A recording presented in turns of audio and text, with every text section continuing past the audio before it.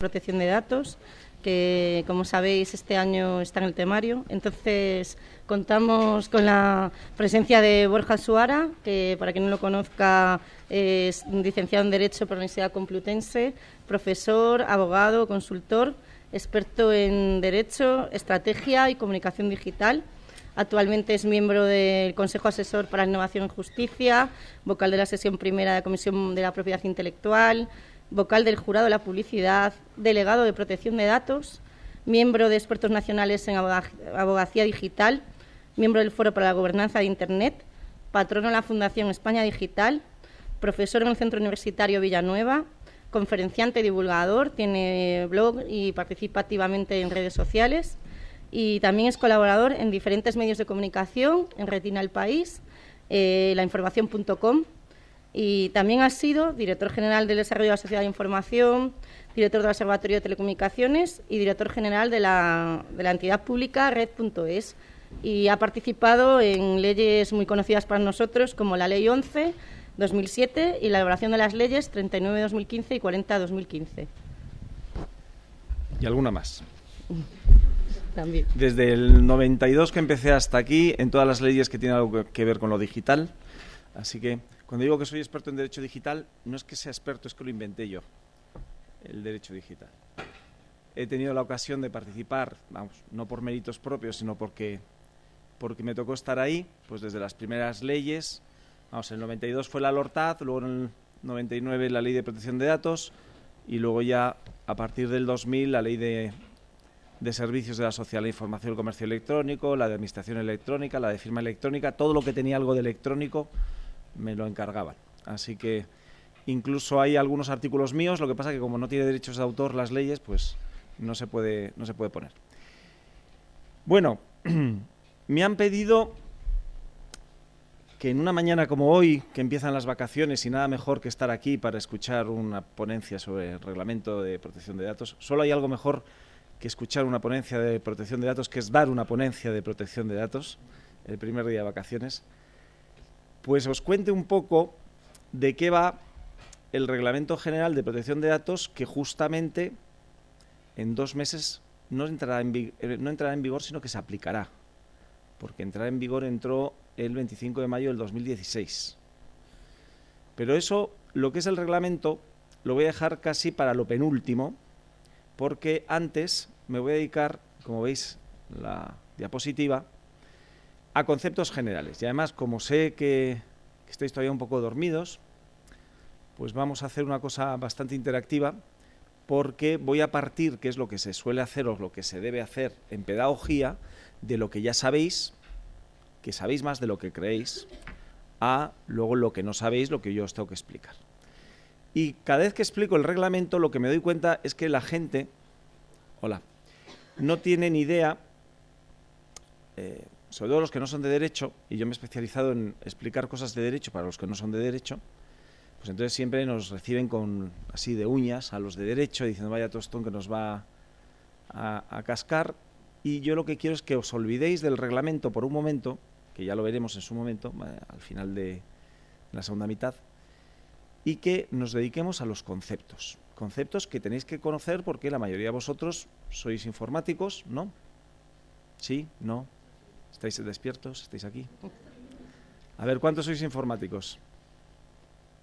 Bueno, tampoco tantos, ¿eh? Telecos. Telecos. Ah, eso, es la mayoría, por eso estamos aquí, jugáis en casa.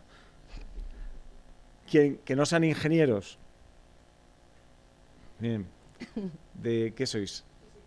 Físicas. Bueno, es una carrera seria, no como Telecos, hombre. ¿Qué otras profesiones aparte de ingenieros? Veo algún músico, pero por solidaridad conyugal, no tiene mérito eso. ¿Qué otros opositores a TIC tenemos? Historia, muy bien. Tienes un punto más en la nota final.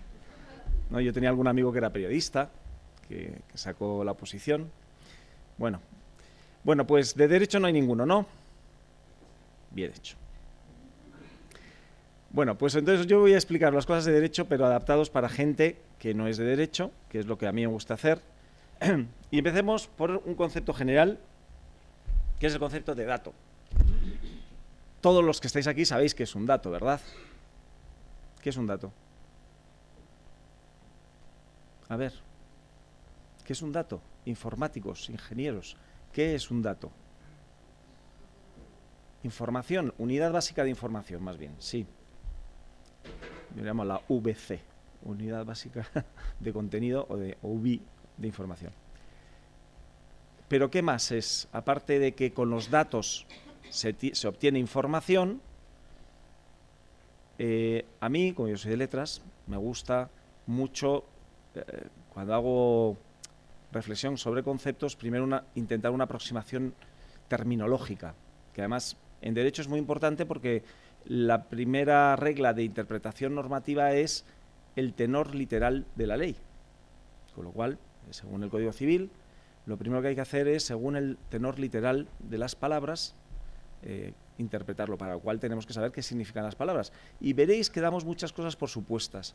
Y si investigamos un poquito, exprimimos ahí, torturamos los datos, como dicen los científicos de datos que hay que hacer en Big Data, pues si torturamos las palabras, nos cuentan más cosas de lo que creíamos.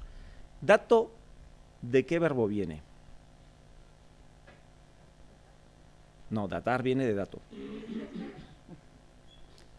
Dato viene del latín datum. Y datum, como sois de ciencias y no sabéis estas cosas, es el participio de qué verbo en latín. ¿Alguien ha estudiado latín? ¿Alguien aprobó latín? ¿De qué verbo es datum? Si amatum, amata, amatus es de amare, datum es de...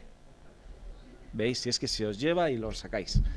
Dare. ¿Y dare qué es? Dar. Muy bien. Pues datum, ¿qué significa? Si os he puesto ahí una pista muy gorda. ¿Qué significa datum? Venga, como Barrio Sésamo. Dado. Un dato es algo que nos viene dado, como la temperatura. ¿Qué tiempo va a hacer para Semana Santa? Dan lluvia, para los que no lo sepáis. Luego es una información, algo que nos viene dado. ¿Por qué es importante? Porque se diferencia de las obras intelectuales. Una obra intelectual justamente es una creación original.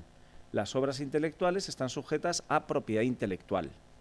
Los datos, algunos datos, luego veremos, no están sujetos a propiedad intelectual. No metáis la pata como hacen algunos abogados incluso diciendo que hay propiedad intelectual sobre los datos. No hay propiedad intelectual sobre los datos porque no son obras de creación.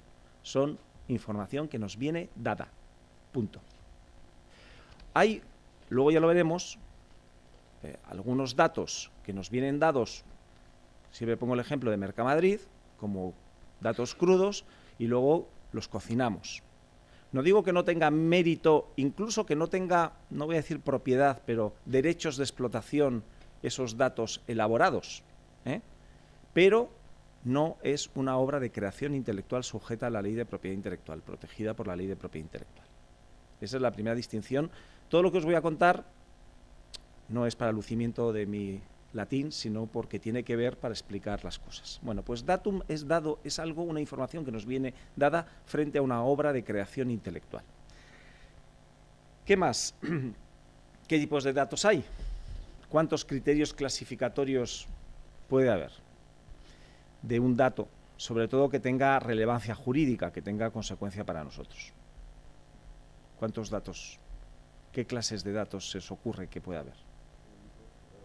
Público-privado, me vale esa, y luego entraremos en esa distinción. Otra, que es de lo que vamos a ver hoy.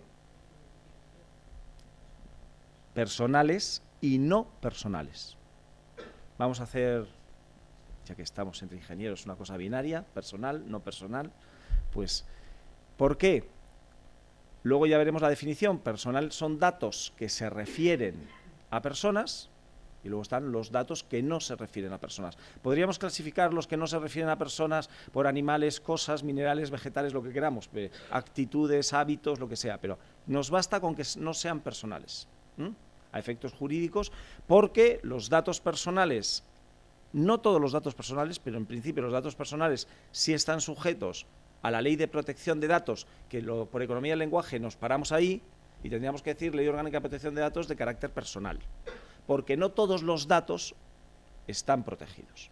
Primer error que comete mucha gente, porque tanto hablar de protección de datos, la gente se cree que todos los datos están protegidos, y no es verdad.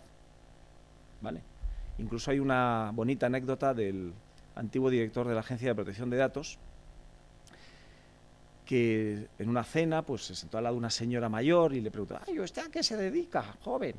Y dice: pues yo soy el director de la Agencia de Protección de Datos. Y, muy bien, porque los gatos necesitan mucha protección.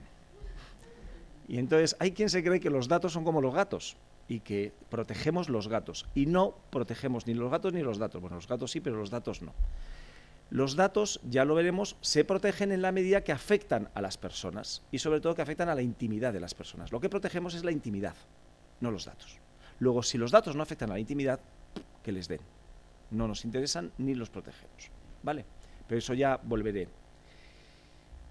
Voy a la segunda diferencia, datos públicos y datos privados.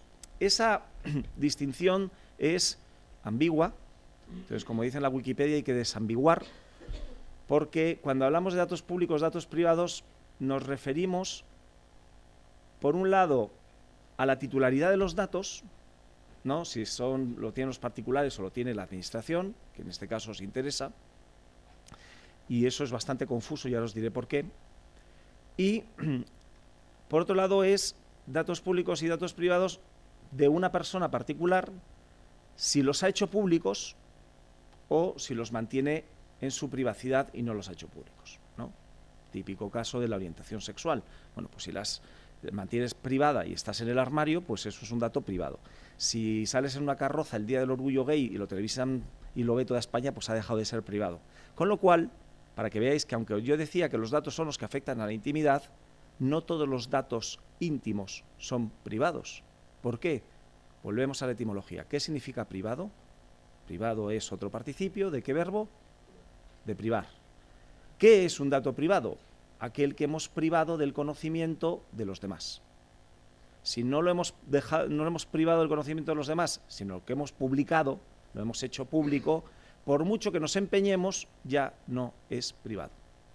Mi orientación sexual, si salgo el día del orgullo gay en una carroza y lo ve media España, y al día siguiente en el trabajo me dicen: oye, que te vimos. No hables de eso porque es de mi privacidad y estás haciendo una intromisión.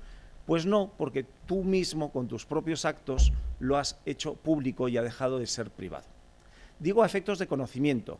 Eso no autoriza a que ese dato luego sea incorporado en una base de datos y tal, porque eso es el tratamiento de datos, que es otro tema. Me refiero a la naturaleza del dato. La gente dice: no, a los datos especialmente protegidos, entre ellos la orientación sexual, pero bueno, otros temas. Hay alguno que me hace mucha gracia, dice, la raza, dice, uno es negro, dice, coño, pues no puedo ocultar que es negro. O sea que si está a la vista eso de que sea muy privado, pero ¿por qué justamente lo dice la ley? Porque lo que no puedes hacer es una base de datos donde conste como un campo su raza. No porque si lo ves y ves que es negro, pues ya sepas que es un dato muy poco privado, porque no puede privar de la vista el color de su piel, ¿no? Entonces, tenemos que distinguir que no todos los datos personales están protegidos, solo los que mantenemos privados. Los que hacemos públicos es un poco difícil protegerlos. Y entonces eso me lleva a la reflexión de cuando publicamos datos supuestamente privados en las redes sociales, ¿siguen siendo privados si no está configurado como privado? Serán personales, pero siguen siendo privados. No los has publicado tú. Pues como luego a no ser que seas como los hombres de negro y que vengas y pongas que se olvide todo el mundo tus datos, pues ya todo el mundo ya se ha enterado tu orientación sexual, tu ideología, datos especialmente protegidos. Por eso han podido hacerlo de Estados Unidos, porque la gente lo decía libremente y entonces simplemente lo apuntaban. ¿Qué era lo que no podían hacer? Bases de datos y tratamiento de esos datos porque están especialmente protegidos. Pero conocerlo lo sabía todo el mundo. Yo cuando entro en Twitter, pues sé en cualquier debate lo que piensa la gente y sus orientaciones, incluso pues sus filias, sus fobias, los partidos a los que votan, etcétera. O sea que si ellos mismos lo declaran, pues han dejado de ser datos privados. Entonces, insisto. Ahora os pregunto, A ver, al historiador y a todos los demás. ¿Qué fue antes, lo público o lo privado? Los que voten por lo público, que levanten la mano. Los que voten por lo privado, que levanten la mano. Los que no voten, que no saben, no contestan. Bueno, pues han ganado los que han votado por lo público. ¿Por qué? Porque cuando digo qué fue antes, me refiero al hombre primitivo. El primer homo, los últimos homínidos, que yo sepa, iban en manada como los animalitos y lo hacían todo a la vista de los demás, ¿no? Justamente la historia de la humanidad y de la civilización consiste en conquistar espacios de privacidad. La evolución humana ha ido conquistando espacios de privacidad. Primero, pues cuando tenían que hacer sus cosas, y ahora, ¿tenéis perro? Los gatos no, yo no entiendo de gatos, así que de perros sí. ¿Qué es lo que hacen los perros y buscan cierta intimidad? Sus deposiciones, muy bien. ¿Qué más cosas hacen los perros y se retiran un poco y buscan cierta intimidad?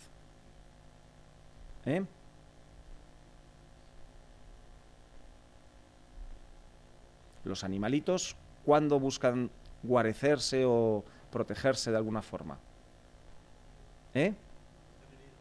Cuando están heridos, cuando tienen miedo, cuando tienen comida, cuando comen,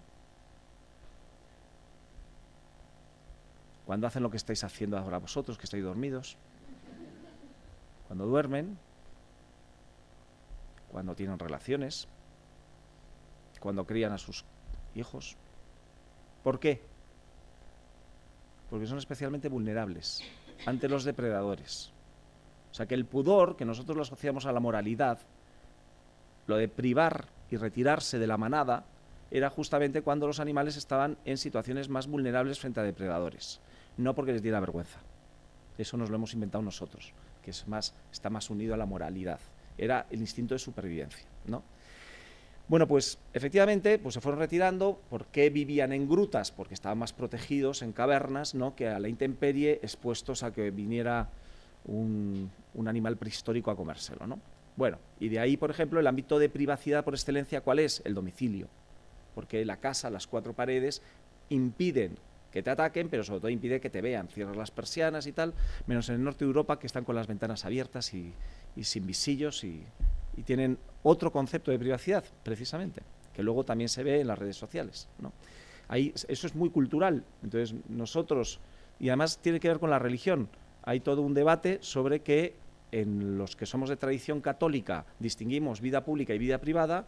Los que son de tradición protestante, calvinista, dicen que el cristiano tiene que ser de una pieza, y por eso las campañas electorales en Estados Unidos consisten en sacar líos de faldas, porque el que miente en lo privado no puede ser un buen gobernante, ¿no? Nosotros no, nosotros decimos, no, que en su vida privada lo que quiera, yo le voy a juzgar por la gestión pública, ¿no? Bueno, pues son dos tradiciones que son dos formas de enfocar la privacidad. Bueno, pero aparte del origen, digamos, antropológico, si queremos, de la humanidad, ¿no?, y de los conceptos de privacidad, hay un concepto mítico o mitológico. ¿Cómo estaban Adán y Eva en el paraíso? Mejor que vosotros. ¿Cómo estaban? Desnudos.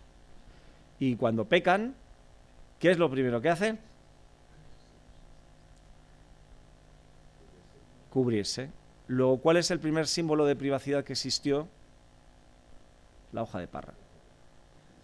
Con la hoja de parra que cubrían, os recuerdo que estamos no en educación primaria, ni en el instituto siquiera. Es una pregunta seria, aunque no lo parezca. También llamadas, ¿no?, partes íntimas. La intimidad, se cubría en la intimidad física. Todo concepto, el de intimidad, que es un concepto abstracto, viene de un concepto físico. La intimidad física, ¿dónde están las partes íntimas? Pues donde se cubrían con una hoja de parra. Luego, la privacidad, ¿para qué sirve? Para privar de los ojos de los demás la intimidad. Y vais entendiendo ahora ya todos los conceptos. Bueno, entonces, sobre publicidad y privacidad. Publicidad viene de populus, que es frente al pueblo, lo que se hace frente a los demás. Privacidad es lo que se priva de la vista de los demás, ¿vale?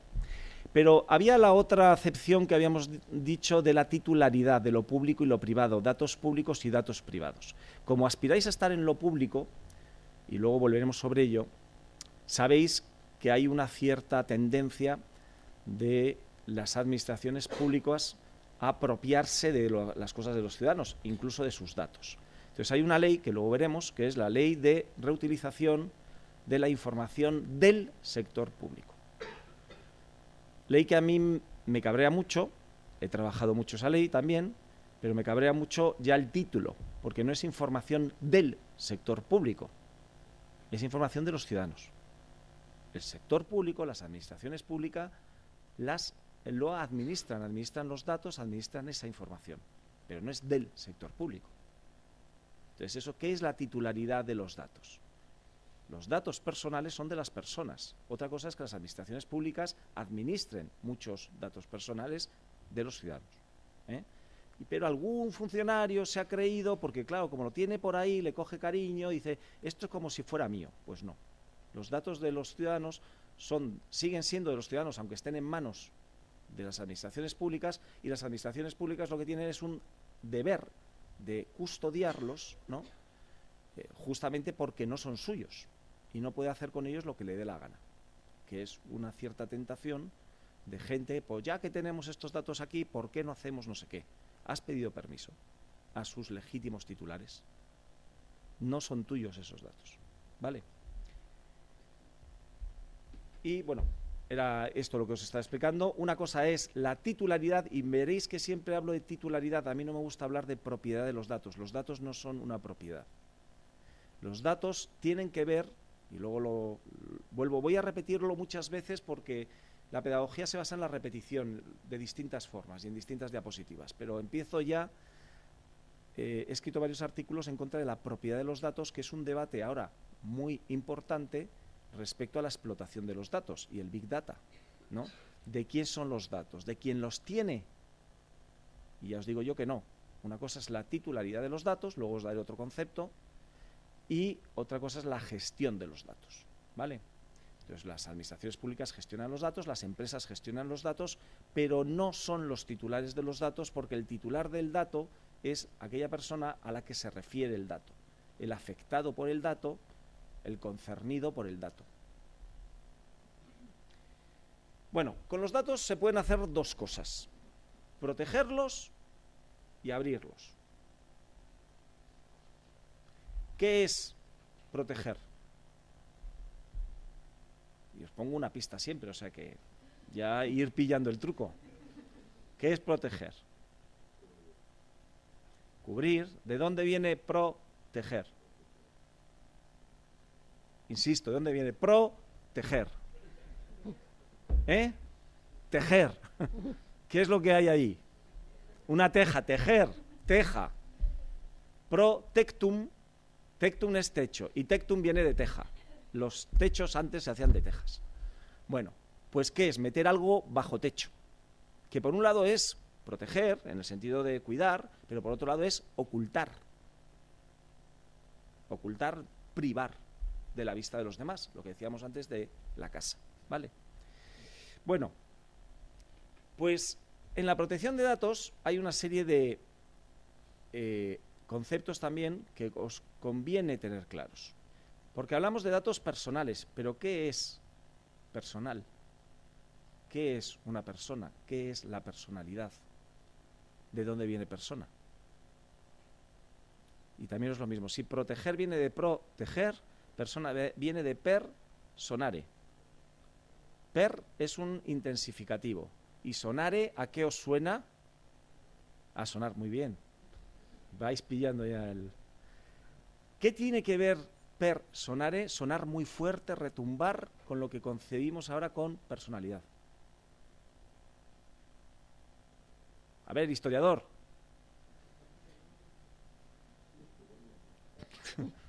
comodín de público, pides. Pues viene a que ¿qué era una persona en la antigüedad? Una máscara. La máscara que utilizaban los actores y digo actores y no actrices porque no había actrices, en el teatro griego. Entonces las máscaras, que habréis visto muchas veces en imágenes, pues representaban por un lado los distintos personajes, porque un mismo actor podía hacer varios personajes, masculinos o femeninos, la tragedia, la comedia, etcétera, esas que suelen ser el símbolo del teatro, la tragedia y la comedia, dos máscaras, pero por otro lado tenía una función aparte de mostrar el personaje, y es que en los teatros griegos, aunque había muy buena acústica, no había micrófonos, y entonces las máscaras estaban hechas con cavidades para que retumbara la voz, y amplificar la voz, y no solo retumbara, sino que se distorsionara según el personaje. Con lo cual, si era un personaje femenino, la voz del mismo actor sonaba más aguda. Si eran distintos personajes masculinos, el juego de cavidades hacía que amplificase la voz, pero distorsionase la voz. Del teatro griego pasó al derecho romano. Y entonces, cuando empezaron los juristas romanos a inventarse esto del derecho, dijeron, pues vamos a inventarnos quién tiene derechos. Tiene derechos los ciudadanos romanos libres, que son los que tienen un papel en la obra, si consideramos la sociedad como una obra de teatro. ¿Quiénes son los que tienen voz? Solo los romanos libres, los ciudadanos romanos libres. ¿Quiere decir que las mujeres, los esclavos, los niños no son personas en el sentido filosófico? Tontos no eran los romanos. Y sabían distinguir una persona de una cosa. Pero no era el sentido en el que utilizaban el término jurídico persona, sino los que eran sujetos de derechos y, por tanto, tenían voz y voto en la sociedad. Ni siquiera todos los hombres tenían voto. Con lo cual, ¿quién es el que tenía una máscara en el teatro griego? Los personajes protagonistas. Los otros eran extras, que aparecían por ahí, pero no tenían ni una línea de texto. Luego, la personalidad jurídica viene de la máscara de los griegos en el teatro. Luego, son persona. Ahora ya cuando se ha generalizado y todos somos ciudadanos, pues todos hombres, mujeres, incluso los niños, pues tenemos personalidad jurídica desde el nacimiento, pero antes no era así, no todo el mundo tenía personalidad jurídica. Y luego encima existen otras máscaras, que son las personas jurídicas, tanto públicas como privadas, las sociedades, etcétera. Incluso se está discutiendo, lo habréis visto en el Parlamento Europeo, las personas electrónicas. Y entonces la gente dice, es que se le va a tratar como humanos. Y dicen, no, se le va a dar una máscara jurídica para que tenga consecuencias jurídicas un robot, lo que puede hacer un robot. Pero es como reconocer, dice, no, ¿una institución pública o una sociedad es un ser humano? No, pero ¿no tiene personalidad jurídica? Sí. Bueno, pues las personas electrónicas se le va a considerar también a ciertos efectos que lo que puedan hacer tengan consecuencias jurídicas. Ya veremos cuáles, ¿no? Porque es complicado, pero también era complicado qué consecuencias jurídicas podían tener las personas jurídicas, las administraciones. Fijaos, no hace mucho se estuvo debatiendo y se aprobó que tienen hasta responsabilidad penal las empresas, las personas jurídicas, cosa que, ¿cómo una empresa va a cometer un crimen? Pues sí, pues ya está la responsabilidad penal en el Código Penal. Bueno, pues una persona es eso.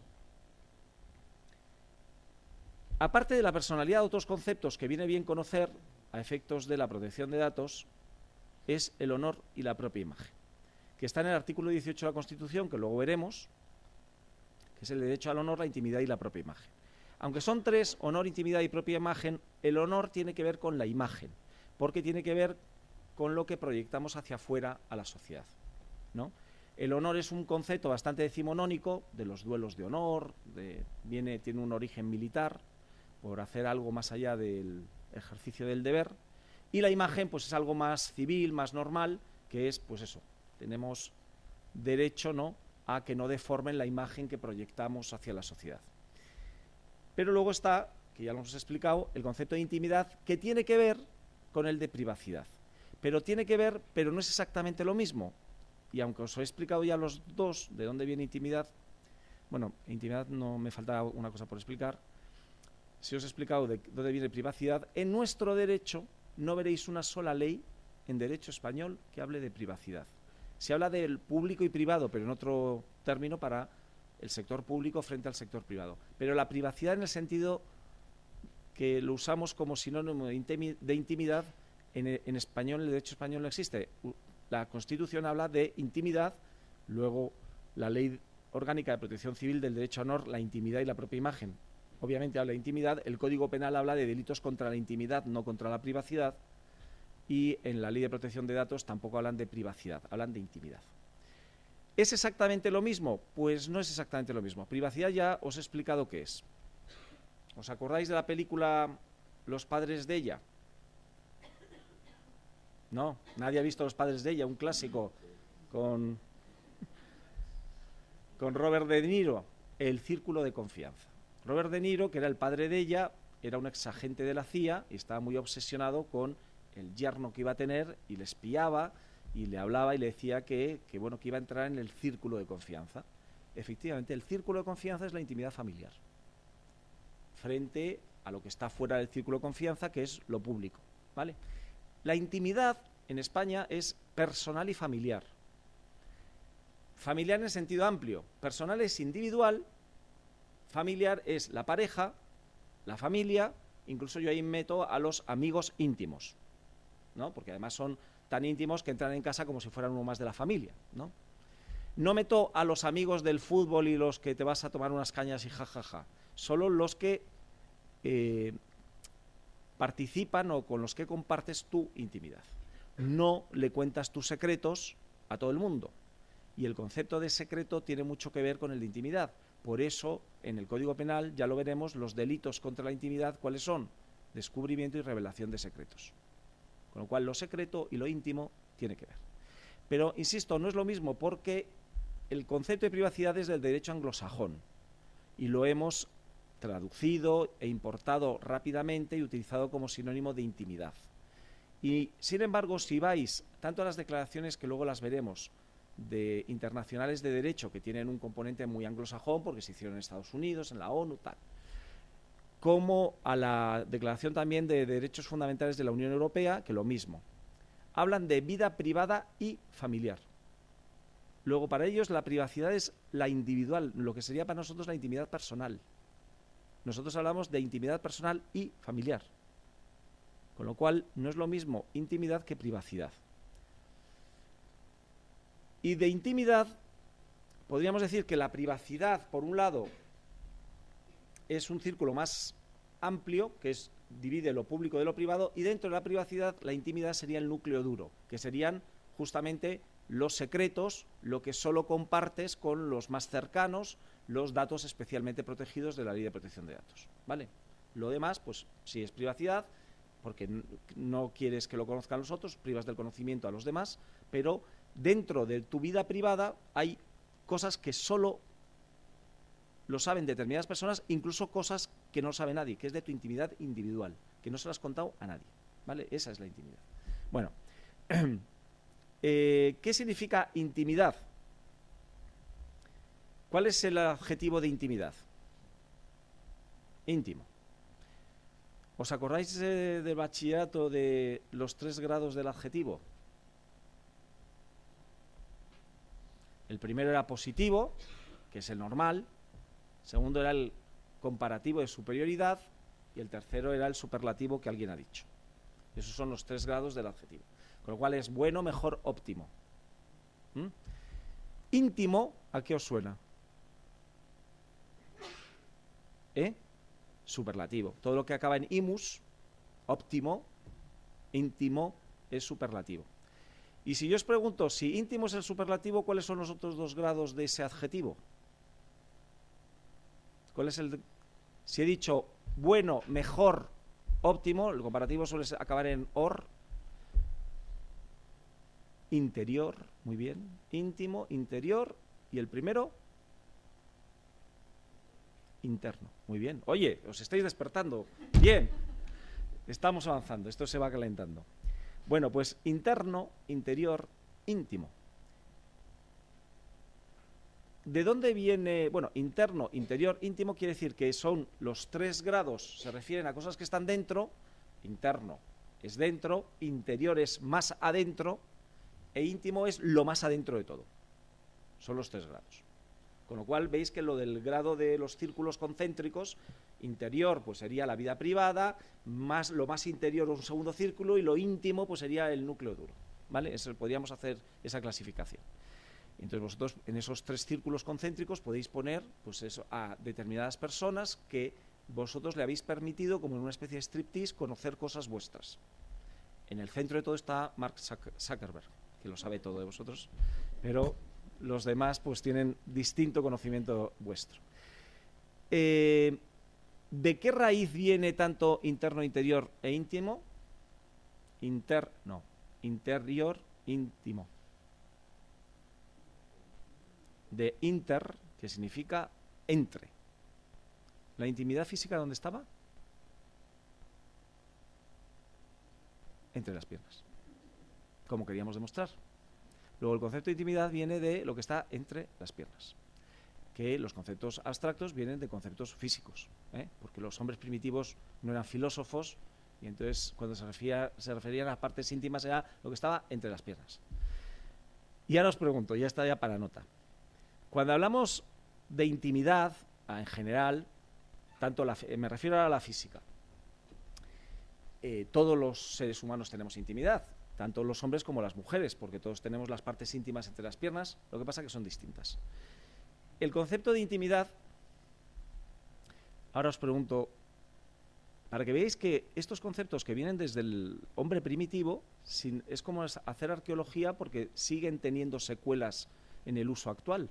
Cuando veis anuncios que se refieren a algún producto íntimo, ¿hacia quién suelen dirigirse? ¿Hacia los hombres o hacia las mujeres? Hacia las mujeres. ¿Qué productos hay que se refieren al adjetivo íntimo? Por ejemplo, compresas, más cosas, lencería,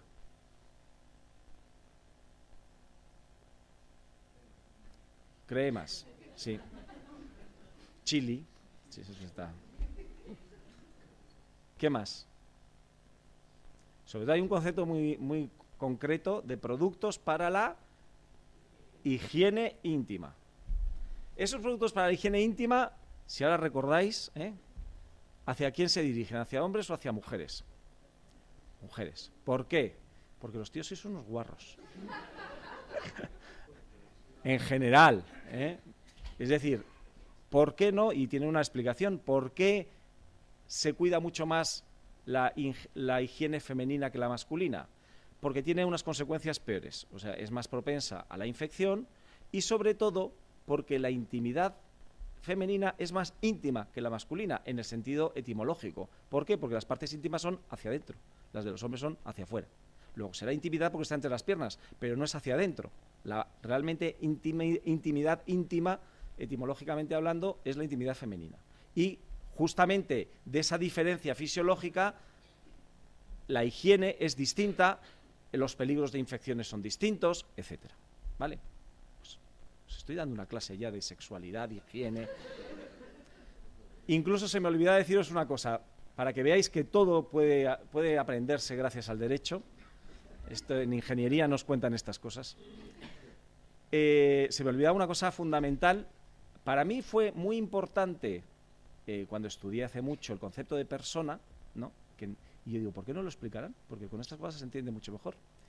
Que yo me había quedado del teatro griego al derecho romano, pero los romanos les copiaron la idea a los griegos y los cristianos le copiaron la idea a los romanos. Y entonces, cuando hablamos de personalidad jurídica, y oímos en la tele cuando hacen algún reportaje sobre realojamiento de zonas de viviendas, de infraviviendas y tal, y sale un gitano diciendo, yo quiero una vivienda porque somos personas humanas. Y entonces la gente se ríe, jaja, personas humanas, vaya redundancia. Pues no, no es una redundancia. Aparte de personas humanas, ¿qué otras personas hay? Jurídicas y aparte, panda de descreídos que estamos en Semana Santa. Divinas, un solo Dios y tres personas distintas. ¿No suena? Dios mío, perdónalos porque no saben lo que hacen. El cristianismo copió del derecho romano y de la antigua griega, del teatro griego, el concepto de persona, como máscara. Un solo Dios que se manifiesta a su pueblo con tres máscaras distintas a lo largo de la historia. La de Dios creador, la de Cristo y la del Espíritu Santo. Y con esto, entendiendo que persona significa máscara, entendéis el misterio de la Santísima Trinidad, que es un solo Dios con tres máscaras o personas distintas. Lo que habéis aprendido hoy, ¿eh? Bueno, identidad. Este es un concepto que no viene en el artículo 18, pero no es que no venga en el artículo 18, y es importantísimo para el entorno digital, la identidad digital. Cuando yo tengo que explicar la identidad digital, voy al derecho y digo, a ver, ¿dónde se define la identidad? En ninguna parte. Para empezar, en la Constitución, el artículo 18 habla de honor, intimidad y propia imagen, pero no habla de identidad. En las declaraciones de derechos humanos no hay un derecho a la identidad.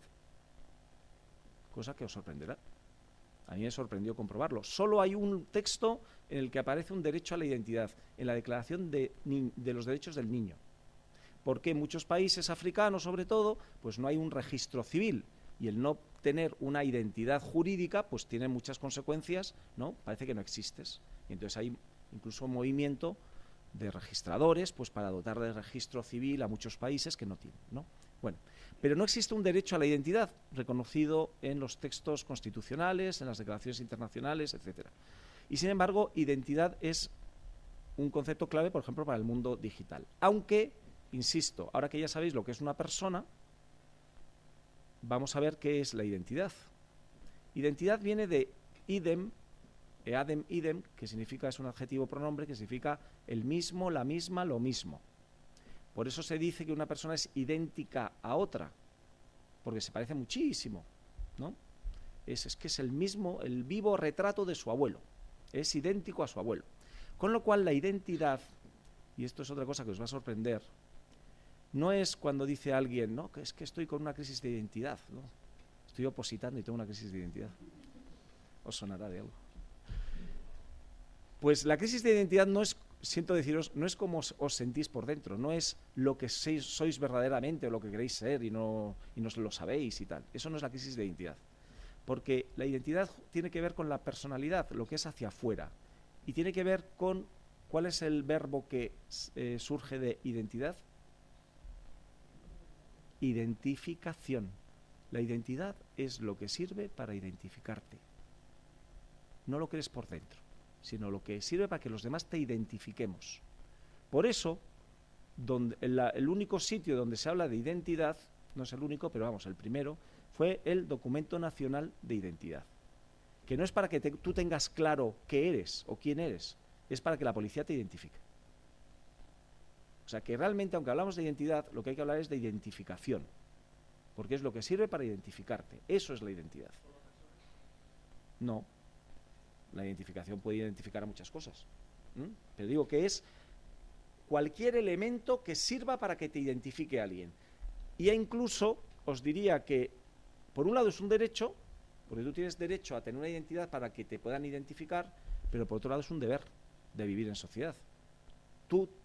Hay gente que a lo mejor, no, yo es que no quiero que tener una identidad porque no quiero que me identifiquen. No, es que te tenemos que controlar. Por eso el DNI depende de la policía. Porque la seguridad jurídica y la seguridad de la sociedad depende de que la policía nos pueda identificar a todos. Hay algunas sociedades, ya veis, que no tienen DNI, que se niegan a tener DNI.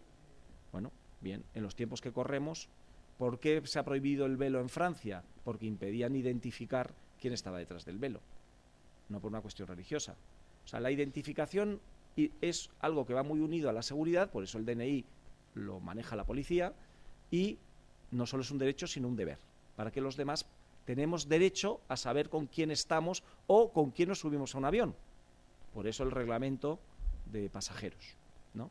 Tiene que ver con la seguridad y con la identificación. Y no nos dejan subir a ningún pasajero que no esté convenientemente identificado. ¿De acuerdo? Con lo cual son conceptos que están relacionados. Y frente al de identidad os pongo uno que no sonará, por eso lo pongo con asterisco, porque es más filosófico. Existe en algunos tratados filosóficos, algunos dicen ipseidad, pero yo prefiero decir ipsidad, porque igual que identidad viene de idem, que es el pronombre adjetivo latino, que es el mismo, la misma, lo mismo, ipse, ipsa, ipsu, significa él mismo, ella misma, ello mismo, que es como más...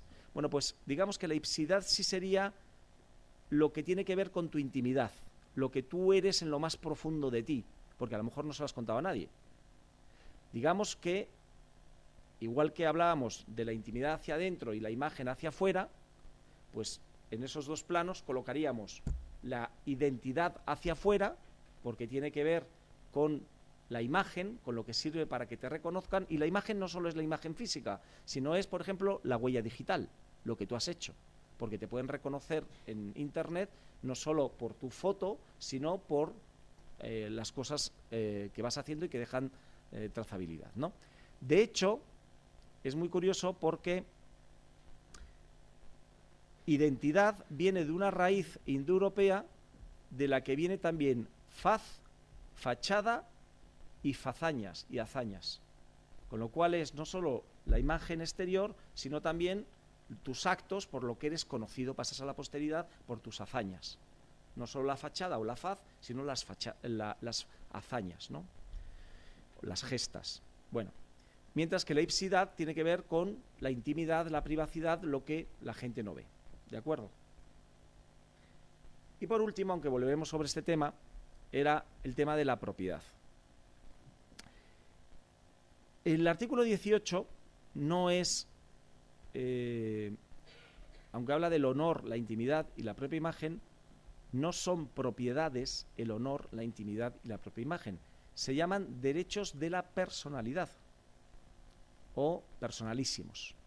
¿Por qué? Porque van tan unidos a la personalidad que realmente constituyen la personalidad de cada uno. Tanto el honor y la imagen hacia afuera como la intimidad o la privacidad hacia adentro. Luego, tiene una relación, claro que tiene una relación, es un bien jurídico protegido al más alto nivel, pero no es una propiedad. ¿Puede llegar a tener una explotación económica? Sí, pero tiene una parte que es más moral que económica. Y me remito, por ejemplo, a la propiedad intelectual. La propiedad intelectual es una propiedad especial. El Código Civil dice, es una propiedad especial. Cuando dices que algo es una propiedad especial, es que se parece mucho a la propiedad, pero no es exactamente una propiedad. ¿Por qué? Porque tiene una parte de derechos de explotación, sobre todo cuando aparecieron la industria cultural y se pudo comercializar, pero el origen del derecho de autor no fue la explotación, fue los derechos morales del reconocimiento de la autoría y a la integridad de la obra, a la que no la pudieran modificar, etc. Luego, la relación del autor con su obra no es solo de propiedad, es incluso casi lo de menos. Lo demás es que se reconozca que tú eres el autor. Por eso lo más grave es el plagio, alguien que se atribuya la obra de otro. Bueno, pues digamos que es una propiedad especial, es lo mismo decir que no es una propiedad, pero en algunos aspectos se le parece. Pues lo mismo, el honor, la intimidad y la propia imagen, sobre todo la propia imagen además, porque hay mucha explotación de la propia imagen, puede tener una parte económica, pero básicamente lo principal es que es un derecho de la personalidad, no es un derecho de propiedad, ¿de acuerdo? ¿Por qué os pongo también con asterisco otro concepto que luego desarrollo? La suidad. No lo habréis oído en vuestra vida porque es lo que he hecho yo la tesis doctoral, con lo cual, y aparte de ello y unos cuantos no se oye. Sin embargo, es un concepto español del siglo XVII, donde la escolástica española, que el siglo XVI-XVII, siglo de oro, fue el mejor siglo sin duda de la Universidad Española, no como el actual, pues la escolástica española, que estaba al más alto nivel y exportábamos catedráticos a todas las universidades de Europa y de América, no como ahora, pues resulta que teníamos por un lado los jesuitas, por otro lado los dominicos, además se dedicaban, como no había televisión, pues se dedicaban a debatir entre ellos todo el día, en la universidad, en las tesis y en los actos públicos, y luego en los libros, ¿no? Bueno, pues hubo un cardenal sevillano jesuita, un tío muy listo, que llegó además a Roma a ser cardenal, que cada vez que tenían que explicar, porque explicaban con la Suma Teológica de Santo Tomás, ¿no? Pues la parte, las 4 virtudes, y en una de ellas la justicia, pues hacían lo que se llamaba el tratado sobre la justicia y el derecho. Tractatus de Justitia et de Iure, para los que seguís en latín. Y empezaba diciendo, oye, ¿qué es la justicia? Y entonces iban a los juristas romanos, a Ulpiano, que todavía es el lema de mi facultad: justicia es la constante y perpetua voluntad de dar a cada uno lo suyo. Y bueno, ya sabemos qué es eso de dar, sabemos quién es cada uno, pero ¿qué es lo suyo de cada uno? ¿A qué llamamos lo suyo de cada uno? ¿De qué cosas decimos que son mías, tuyas, suyas? Y dice, este es el principal problema, que lo teníamos delante de las narices y nadie ha resuelto. ¿Qué es?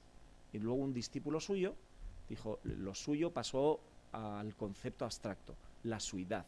La suidad es la cualidad de que algo es suyo de alguien, ¿no? ¿Qué es la suidad? Y esto puede ser lo más valioso que os pueda explicar esta mañana, y ya veréis cómo os resuelve muchos temas. Por eso hice la tesis doctoral sobre el concepto de la suidad. ¿Cuántas cosas decimos que son nuestras? Mías, tuyas, suyas. A ver. Cosas que son vuestras. Tu sudadera, tu ropa. Más. ¿Tu puesto de trabajo es tuyo en propiedad?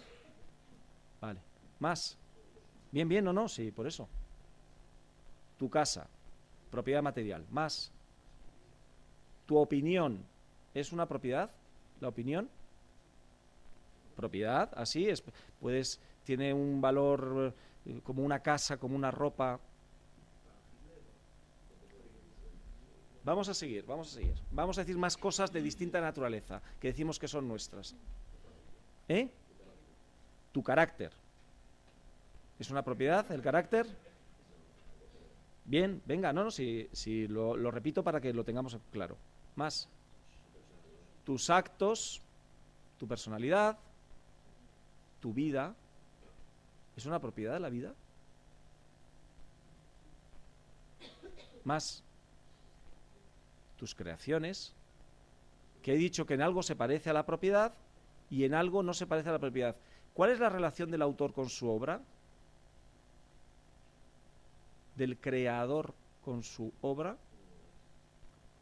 ¿Qué hace un creador? Como Dios creador, con su criatura. Como los hombres y las mujeres, sobre todo las mujeres, cuando procrean. Porque en la metáfora de la propiedad intelectual, de la creación, es la procreación. Y esto apuntároslo las chicas, siempre digo que el derecho de autor no es el reconocimiento de la paternidad, es el reconocimiento de la maternidad de la obra.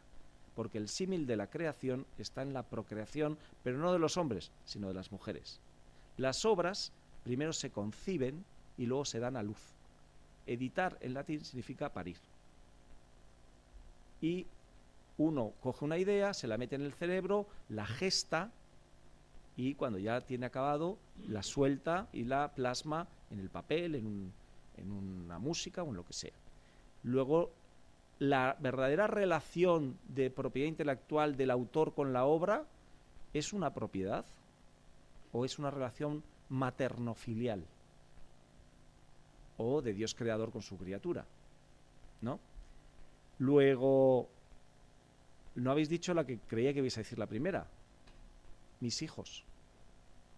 Mis hijos es una propiedad. Alguna madre cree que sí, pero no.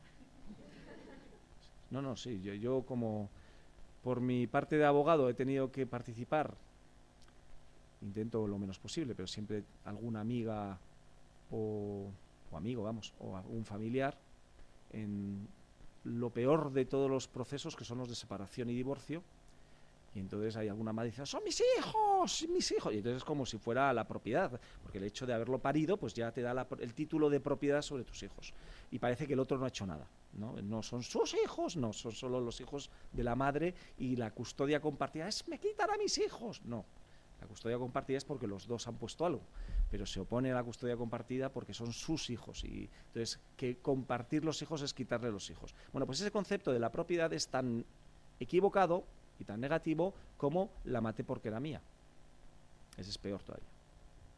¿Por qué? Porque el machismo tiene un componente de entender que tu mujer es tu propiedad y no es una propiedad. Por eso digo que el concepto de suidad aclara muchos temas. O, por ejemplo, el nacionalismo. ¿Cuál es vuestro país? Vamos a liarla aquí un poco. No, ¿cuál es vuestro país? Digo, España. Bien. A mí, ¿España es vuestra? ¿Es vuestra propiedad? Vale. ¿Cataluña es de los catalanes? ¿Es propiedad? O sea, si hay un catalán, dice, no, porque yo no me siento español, soy catalán. ¿De Cataluña es tuya como propiedad? No. Luego, al final, habéis visto que hemos tocado distintos bienes de distinta naturaleza.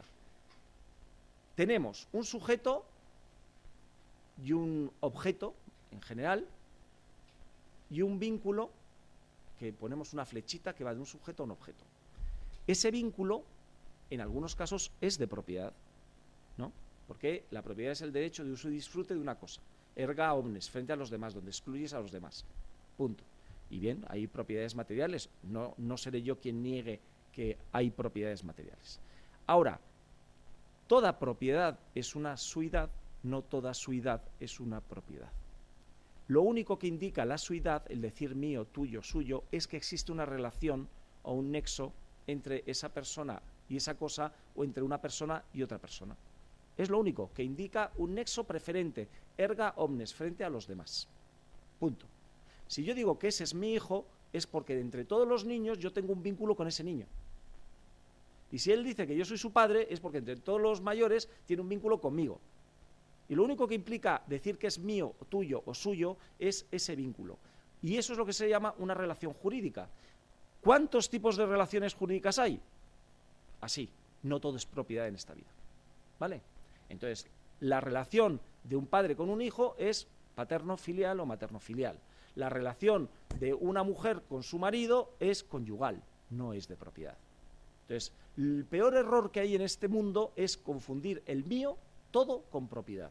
Porque cuando dices mi mujer o mi marido no es una propiedad, cuando dices mis hijos no es una propiedad, cuando dices mi país no es una propiedad. Cuando dices mis datos no es una propiedad. Solo es un dato que dice algo de ti, de tu intimidad. Por eso tienes derechos a que no digan cosas de tu intimidad sin tu autorización, pero no porque sea una propiedad. Y siempre pongo el mismo ejemplo. Yo ahora, con vuestro permiso, le cojo el móvil a Ana y os hago una foto. Os pido permiso, os hago una foto. ¿De quién es la foto?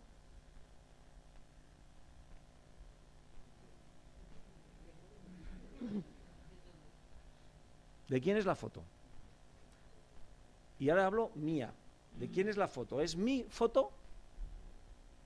Sí, es mi foto, porque yo soy el autor de la foto y según la ley de propiedad intelectual, el autor de la foto es el titular de los derechos de explotación de la foto. Luego yo puedo decir que es mi foto porque la he hecho yo. Ahora, ¿en qué soporte lo he hecho? ¿De quién es el soporte? De Ana. ¿Y yo puedo hacer con esa foto lo que quiera? ¿Por qué? No solo por eso. ¿Por qué? Porque aparecéis en ella. Luego vosotros, vuestra imagen está en mi foto. Y aunque la he captado con vuestra autorización, eso no me autoriza para hacer con esa foto lo que me dé la gana. Luego tenéis un derecho a vuestra imagen. El derecho a la propia imagen no es un derecho a la propiedad de la foto donde aparece la imagen.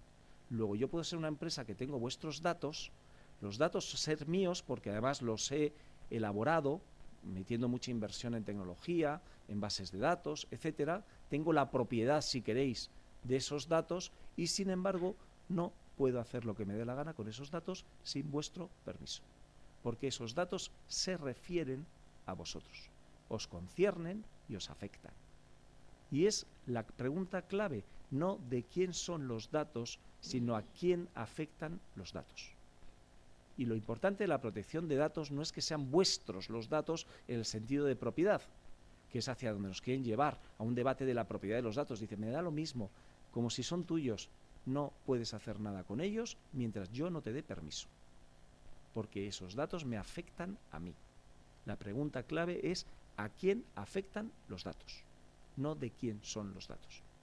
Porque el de quién tiene trampa. La foto es mía porque la he hecho yo, la foto es de Ana porque está en su soporte, la foto es vuestra porque aparecéis en ella. Hay que desambiguar en qué sentido estamos hablando cada uno cuando decimos que es mía. Pues yo puedo tener la autoría, la propiedad intelectual, Ana puede tener la propiedad del soporte y vosotros tenéis la titularidad de los datos que os afectan a vosotros, el dato que más os identifica, vuestra propia imagen. ¿De acuerdo? Bueno, pues eso... Estoy gastando mucho tiempo en esto porque si tenéis claro estos conceptos, sabéis más que todos los especialistas de protección de datos de España.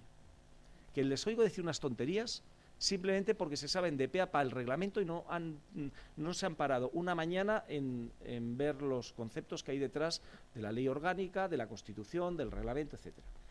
Con eso acabamos con la protección y la teja. ¿Qué es Open Data? Esto no es latín, que ya os movéis con más soltura. ¿Qué es? Una cosa es meterlo bajo techo y cerrar la puerta y otra cosa es lo que está bajo techo, abrirlo. Vale. Lo cual me llega a las obligaciones que tiene la administración, porque además me pidieron que me centrara sobre todo en lo que vais a tener que hacer vosotros con los datos. Yo he detectado que hay un problema en España para la apertura de datos. ¿Cuál es? Que es una obligación, que no es una posibilidad, es una obligación. Hay una directiva europea y una ley española de reutilización de datos, para lo cual hay que abrir los datos, porque si no, no se pueden reutilizar, obviamente. Bien, con lo cual sería de apertura y reutilización de datos. Y sin embargo se abren muy pocos datos, muy pocos. ¿Por qué? Porque la gente no tiene ni idea de protección de datos. Y entonces dice, a ver si la voy a cagar, y a ver si abro yo un dato que no debería y me la llevo. Entonces, el problema es, como veremos luego, que no se puede hacer simplemente una gestión parcial del dato. Hay que ir a una gestión integral del dato, porque o sabes realmente lo que tienes entre manos, que son los datos, y sabes distinguir cuáles son personales, cuáles son no personales, cuáles tienes que proteger, cuáles tienes que abrir, o lo normal es que metáis la pata. O bien en la protección, o bien en la apertura de los datos. Abrir, cerrar. Entonces, barrio Sésamo. Con los datos y luego gestionar internamente. Entonces, hay que tener muy claro la ley de protección de datos y el reglamento de protección de datos para aplicar la ley de reutilización de datos, porque solo puedes abrir y cómo hay que abrirlos, disociando, para no afectar a los datos personales, que esos no pueden abrirse. Solo se pueden abrir y ser tratados con Big Data los datos anonimizados, agregados, disociados. Bueno, pues va muy vinculado el concepto de Open Data, de apertura de datos, por ahora a la transparencia, pero la transparencia, que no es lo que creéis, ¿qué es lo contrario de la transparencia? La opacidad. Pues sí y no. Porque lo contrario de la opacidad, o sea, la opacidad es la oscuridad. Transparencia viene de transapariencia. Es lo que hay tras las apariencias. Sí es verdad que la opacidad es lo contrario de la luz, lo oscuro, la luz, pero hay algo peor que la opacidad, que son las falsas apariencias. Entonces, una administración puede ser opaca, pero si es opaca nos está indicando que tiene algo que no quiere enseñar. Y ya nos da una pista. Lo peor son las administraciones y los funcionarios o políticos mentirosos. Los que dan datos falsos y los que dan una falsa apariencia y los que falsifican documentos. Esos son los peligrosos. Porque además van de chulos y de transparentes. Oh, yo, mira, lo he colgado todo mentira. Entonces, si uno simplemente se limitara a no colgar la información, pues sería opaco, pero no sería un mentiroso, ni un corrupto. Los corruptos normalmente guardan las apariencias. Y España es un país tradicionalmente de guardar las apariencias. De los hidalgos que pasaban hambre pero iban ahí con la capa y tal, se nos da mucho lo del qué dirán y guardar las apariencias. Y eso es el verdadero enemigo de la transparencia, no es la opacidad, es la falsa apariencia. Y hay un compromiso con la transparencia en que la información que se dé no esté maquillada, ni falsificada, ni adulterada. Ese es el verdadero compromiso. No simplemente, no, bueno, vamos a abrir, pero oye, abramos solo los datos que no salgamos mal y que nos convengan y tal, y no eso. Y no, ese no lo publiques, publica este otro y tal, o mira, vamos a hacer un pequeño maquillaje del gráfico para que parezca que solo partimos. Pues eso no es opacidad, pero es peor que la opacidad. ¿De acuerdo? La ley de transparencia también se llama de buen gobierno. ¿Por qué? Porque transparencia y buen gobierno se han vinculado mucho a los temas de corrupción. Y desgraciadamente, pues, corrupción va a haber siempre, pero bueno, el que haya una ley de transparencia y buen gobierno, pues puede ser un arma disuasoria para que alguno se lo piense dos veces, ¿no? Antes de meter la mano en la caja. Pero el Open Data es algo más. Y entonces, por un lado está la transparencia y por otro lado está el Open Data dedicado más a fines comerciales, no de control democrático, que es la lucha contra la corrupción, sino de reutilización, ¿no? Y en la reutilización de los datos, para los cuales es necesario abrirlos, hay que dar todas las facilidades del mundo. Primero porque no son de la administración, son de los ciudadanos. Entonces, si se tomaron de los ciudadanos, deben volver a los ciudadanos, aunque sean anonimizados o disociados, ¿no? Pero lo que se toma de la sociedad debe volver a la sociedad. Y yo no soy partidario de poner trabas en la apertura y reutilización de datos. Porque como hay algunos funcionarios que se creen que los datos son suyos, no, yo esto lo abro, pero me tienes que pagar. Digo, ¿pero por qué te tengo que pagar? No, porque estos datos son nuestros. ¿Y a ti quién te ha dicho que son tuyos esos datos? Esos datos son de la sociedad, tú los administras. Lo que tienes que hacer es devolverlos a la sociedad convenientemente protegidos en el sentido de disociados del titular de los datos.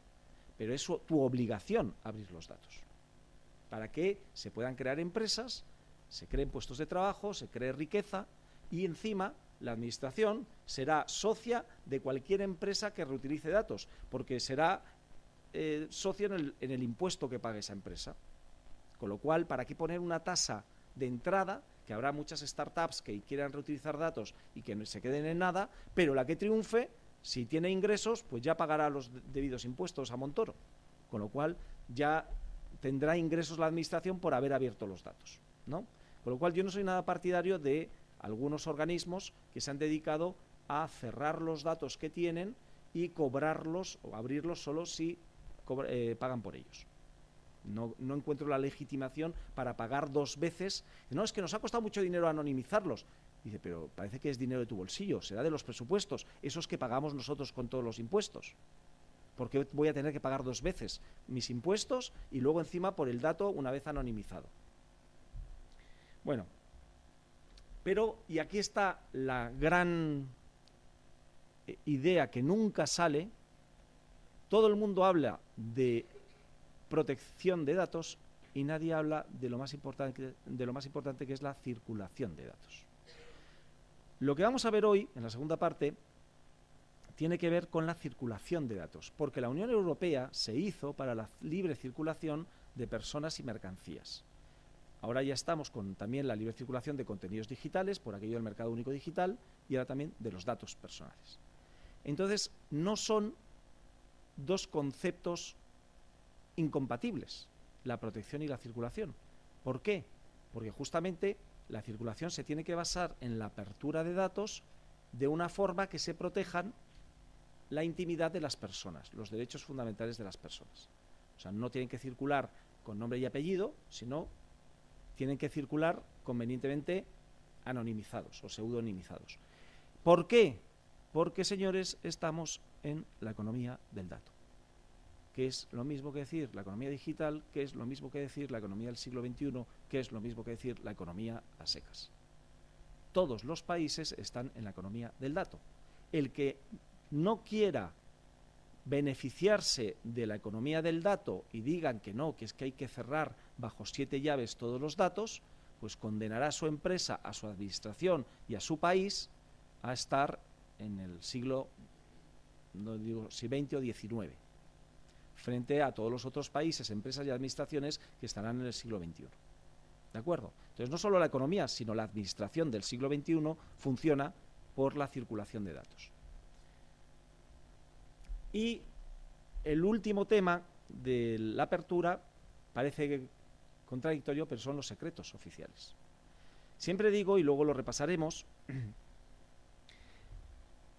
que el concepto de secreto, igual que el de privado,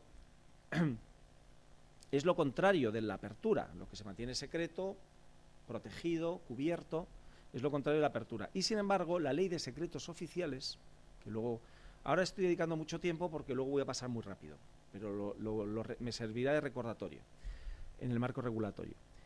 La ley de secretos oficiales tiene el primer artículo, que es la mejor ley de transparencia que yo he visto nunca, mucho mejor que luego la que se hizo. Y es un eufemismo jurídico, siempre ocurre esto.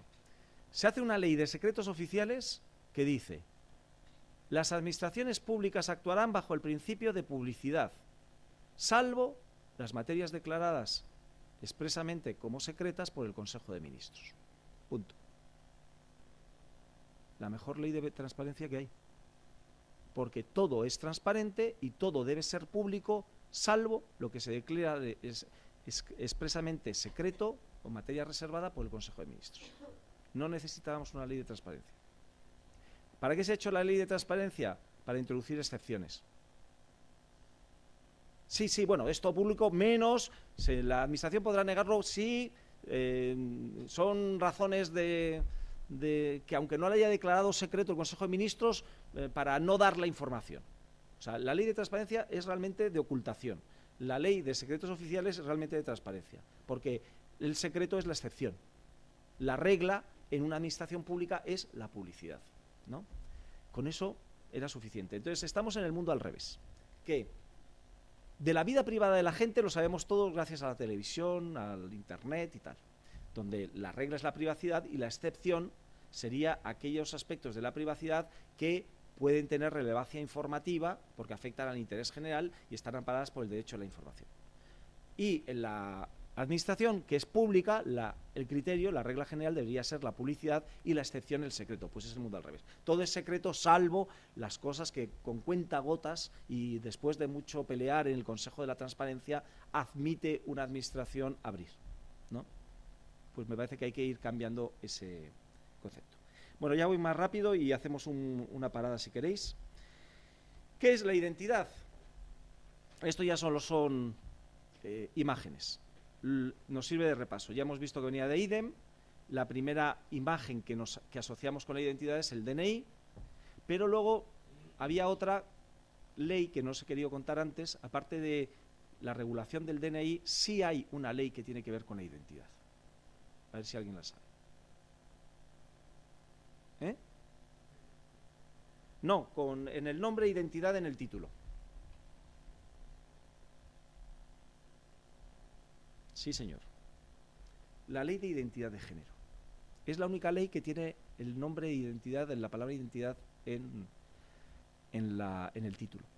Y entonces ya dice, ¿qué es eso de la identidad de género? Y ahora, fijaos lo que os decía antes de la identidad la identidad hacia afuera, ¿no? Y esto que yo creo que se han hecho un lío incluso el colectivo trans, porque manejan los conceptos de una forma muchas veces equivocada. Si hemos dicho que la identidad es lo que sirve para que nos identifiquen, realmente ¿por qué nos identifican? Cuando ya desde pequeños, ¿no? Pues por cómo vamos vestidos, bueno, nada más nacer, pues si tenemos los patuquitos azules o los patuquitos rosas. Pero aparte de eso, pues cómo nos visten, cómo nos cortan el pelo, cómo jugamos, etcétera, ¿no? Y entonces ya hay veces que dicen, oiga, pues aunque tenga los caracteres sexuales externos por los que le identificamos al nacer como niño o niña, sin embargo, por su comportamiento, pues está teniendo otro tipo de comportamiento. Entonces, cuando se detectan casos de disforia de género, ¿no? Pero cuando se dice, ¿realmente se cambia de género? No, se cambia de sexo. Porque lo que se cambia son los órganos sexuales. Primero hormonalmente, luego las partes íntimas, los genitales, ¿no?, en el último momento, pero lo que uno quiere es el género sentido, siempre lo ha tenido, nunca ha cambiado de género. Era un niño o era una niña, lo que no se sentía es cómodo con su cuerpo, con la apariencia externa y con que los demás le identificaran por su apariencia externa. Y antes de hormonarse y de hacerse la operación de los genitales, ¿qué es lo que hacen? Empezar a vestirse como la ropa con la que ellos se sienten cómodos. Luego, en el fondo, por ejemplo, la campaña esta de... tanto la de Hazte Oír como la anterior, que hicieron creo que en Navarra, ¿no?, diciendo que las niñas pueden tener pene y los niños pueden tener vulva. Dice, sí, pero como tú al colegio no los mandas desnudos, pues la gente no les identifica por si tiene pene o tiene vulva, sino cómo van vestidos, cómo se comportan, etcétera, cómo llevan el pelo, etcétera.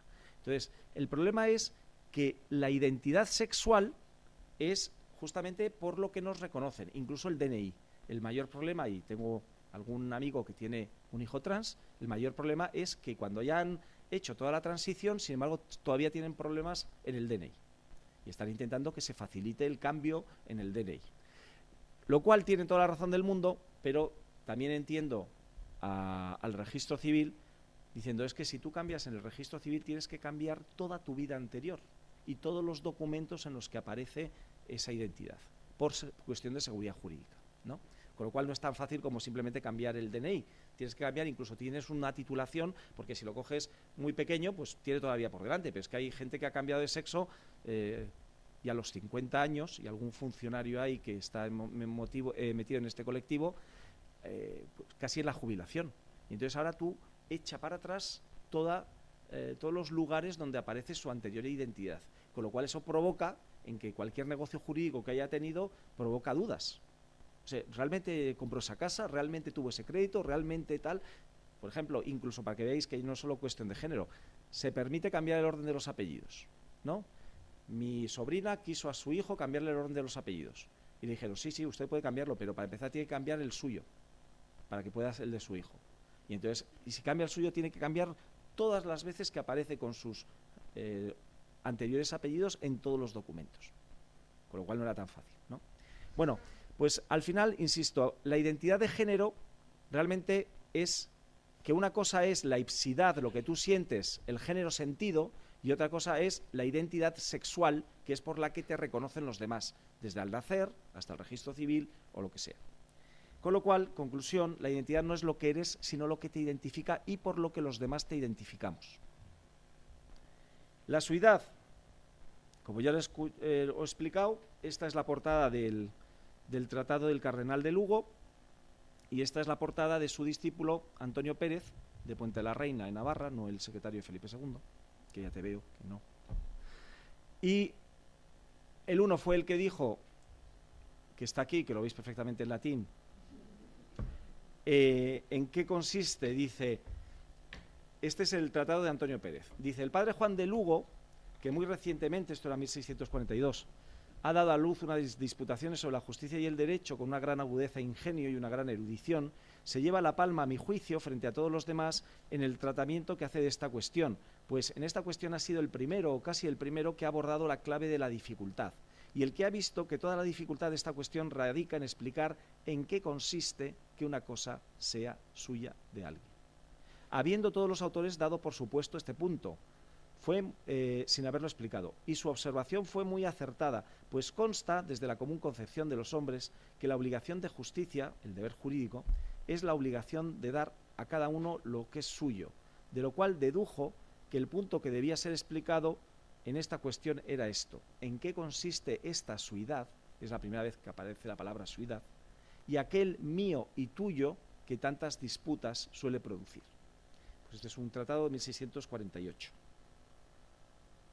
Bueno, pero si queréis, en un lenguaje más moderno, escribí esta ficha en la Wikipedia sobre la suidad, contando que lo que es la suidad, que es lo que os he explicado, pero sobre todo sus aplicaciones en el siglo XXI, desde el siglo XVI, que son sobre todo en propiedad intelectual, en los dominios de Internet y en los datos personales. Los dominios de Internet es porque cuando yo estuve en red.es y era la máxima autoridad sobre dominios de Internet.es, Entonces tuve que quitarle algún dominio a algún listo, que lo había, sobre todo por el caso Sareb, no sé si os acordáis, que los listos también del banco Sareb dan la rueda de prensa, dicen el nombre y no habían registrado el dominio, con lo cual tardaron 0, el listo de turno en registrar el dominio. Y entonces pues yo, con gran dolor de mi corazón, pues le tuve que quitar el dominio y dárselo al banco Sareb. Entonces me montó un cirio, tal, le estaba expropiando y tal. ¿Y a ti quién te ha dicho que el dominio es una propiedad? Yo le conté lo de Antonio Pérez, no sé si me hizo mucho caso, pero le dije, a ver, pero si fuera una propiedad, ¿por qué renuevas el dominio todos los años? Tú no tienes una propiedad, tú tienes un derecho de uso preferente, mientras cumplas los requisitos del registro.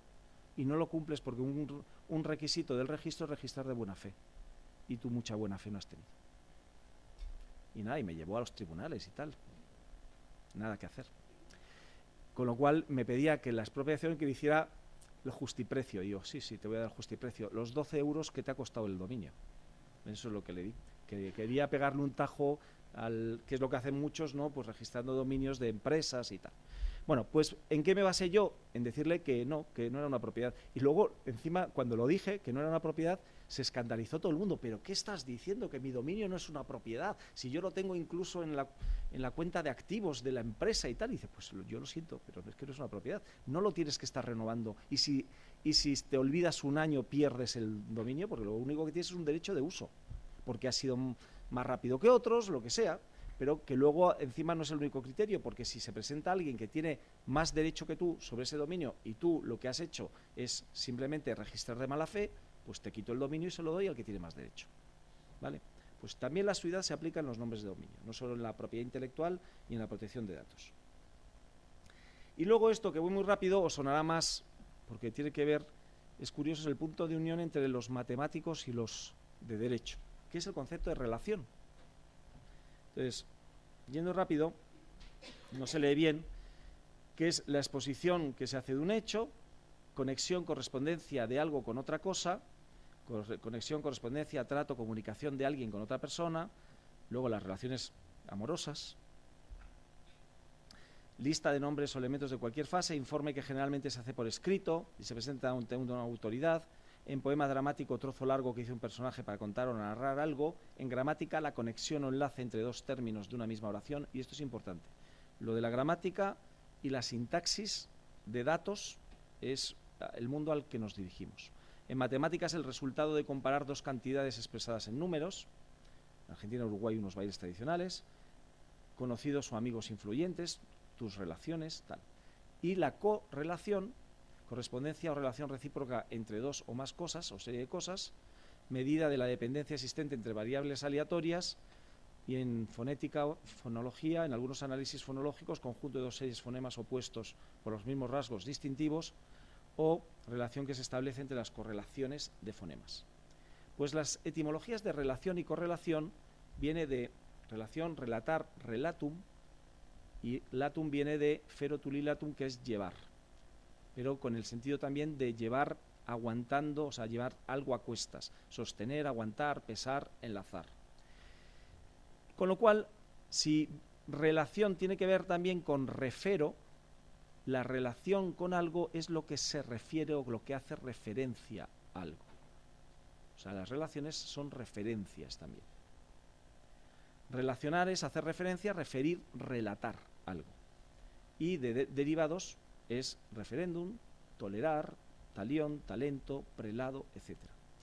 Con lo cual, todo esto es simplemente para que las relaciones matemáticas y las relaciones jurídicas, las flechitas que hay entre una persona y una cosa, o entre una persona y otra persona, lo único que dicen es que tienen una relación, hacen referencia el uno al otro.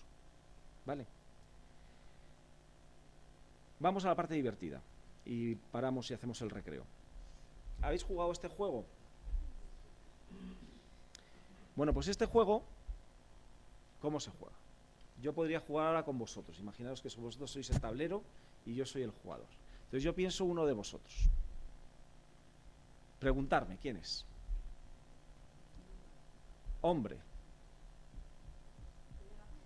Tiene gafas. Tiene pelo. Eso es ir a hacer daño, ¿eh? Venga. ¿Eh? Moreno, pelo moreno.